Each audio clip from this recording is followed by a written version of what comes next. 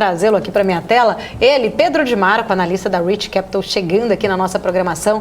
Pedro, seja sempre muito bem-vindo. Bom dia para você. Boa tarde já, né? Boa tarde, Paula, Isa. Prazer estar aqui com vocês.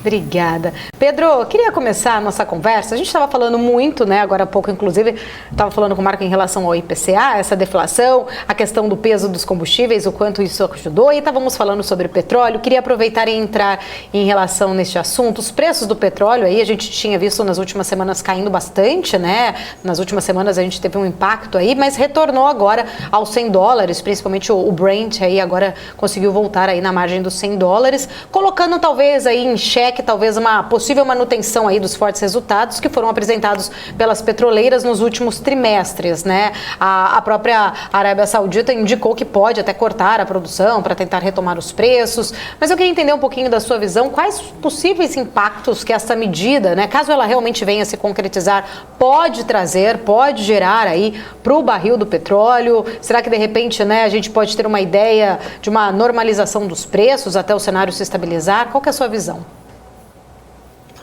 Olha, acho que tem duas narrativas muito fortes acontecendo. Então, a gente gosta de olhar assim, como se fosse uma sala vazia.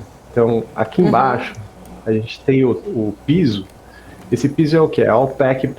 Então, é que nem a Arábia Saudita agora que anunciou assim, olha, se tiver uma queda de preço, a gente pode cortar a produção, que é o que estava acontecendo. Então, o preço do barril estava caindo. E aí eles anunciaram essa medida, se começar a cair muito, a gente também pode reduzir. Então, esse é o piso.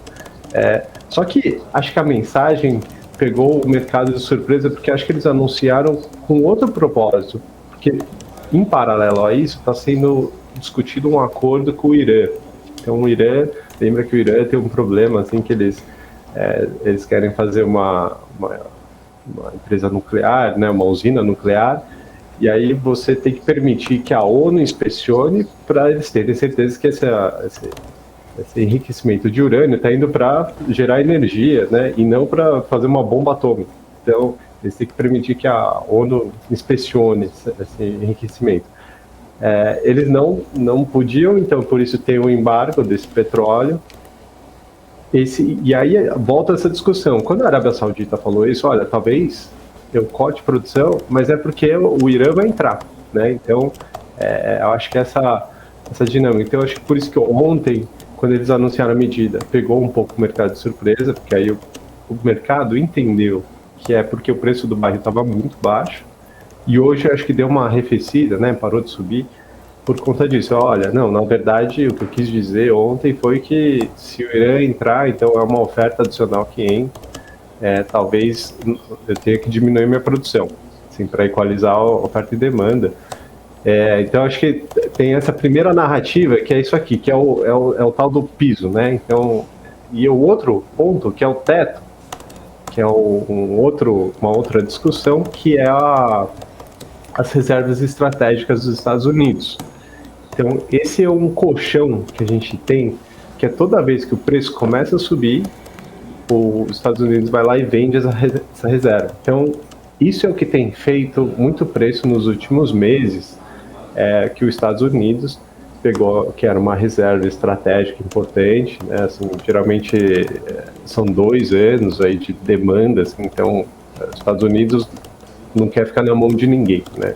É um país assim que quer ter essa autonomia, então eles têm petróleo, essa reserva por 2 anos, e aí eles têm consumido, então eles têm liberado para o mercado essa reserva tem ido para o mundo inteiro, assim, tipo, eles estão vendendo esse petróleo, e aí isso tem feito com que o preço caia do petróleo. Então é um contraponto que está acontecendo lá na Rússia. Se a Rússia diminui a produção, né, diminui a exportação, então olha, eu garanto que não vai faltar petróleo, então eles começaram a liberar.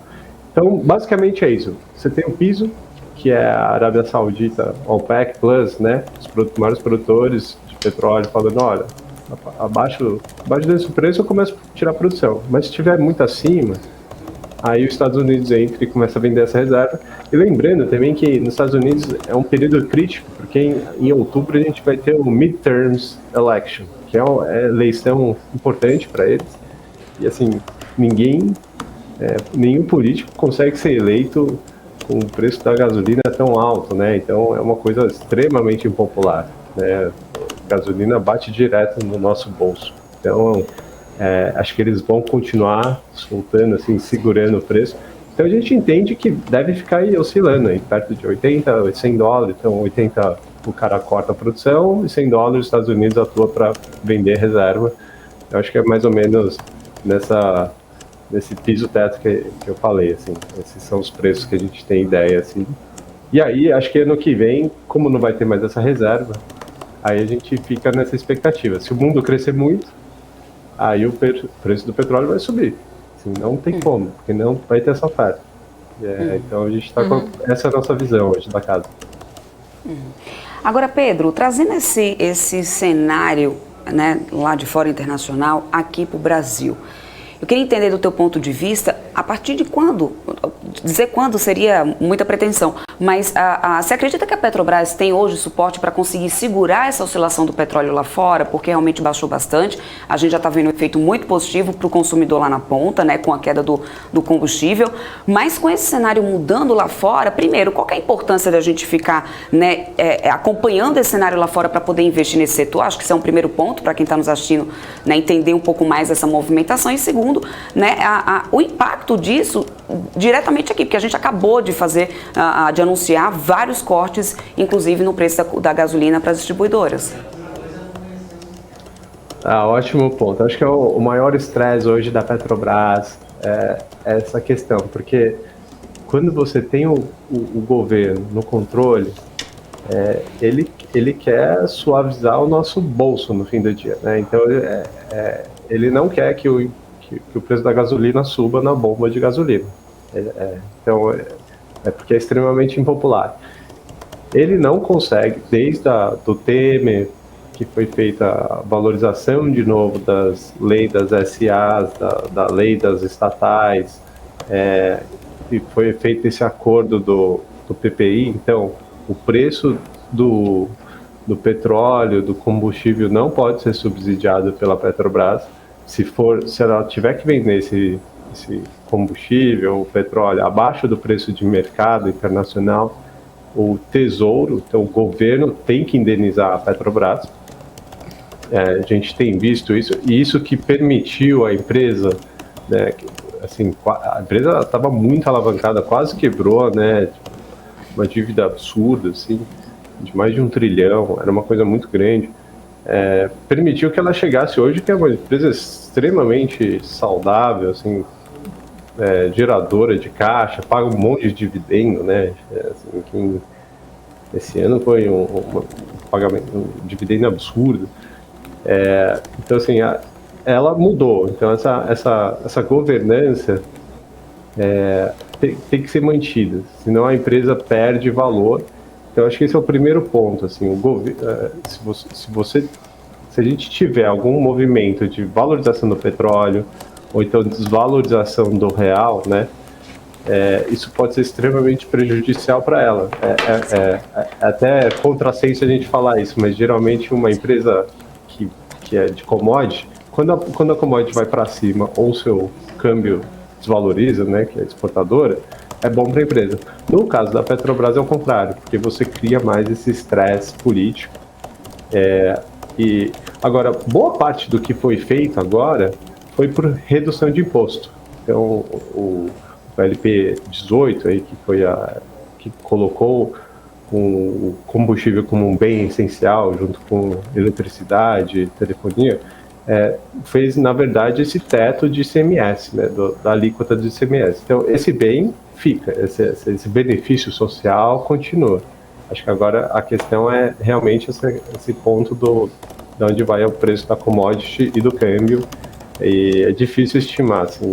A nossa previsão interna aqui é que o petróleo cai um pouco até o fim do ano, para depois voltar a subir. E aí a gente fica lá na expectativa de quanto que vai crescer o mundo. Se o mundo continuar a crescer, mesmo que menos, aí, assim, por causa da China, esse crescimento está vindo, então aí o preço do petróleo não vai ter oferta. Então, assim, isso vai para preço. Então a gente tem essa expectativa que vai subir e aí aumenta mais essa pressão sobre a Petrobras.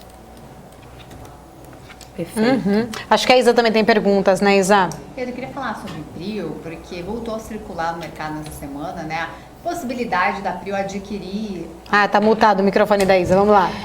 Pedro, queria falar sobre Prio, né, que voltou a circular no mercado nessa semana, a possibilidade de adquirir a Domo Energia, né, essa informação está pipocando, inclusive eles já teriam até confirmado aí essa nova estratégia. A companhia hoje tem os direitos de produção total dos campos de Tubarão Martelo e Polvo, que já pertencem à Prio. Qual que é a possível vantagem nessa compra da companhia? Essas movimentações da Prio podem impactar na saúde fiscal, já que é uma preocupação dos investidores? Boa. Eu acho que na verdade é super oportunístico, tá? A Domo, né, a Domo Energia, eles têm um prejuízo acumulado gigante.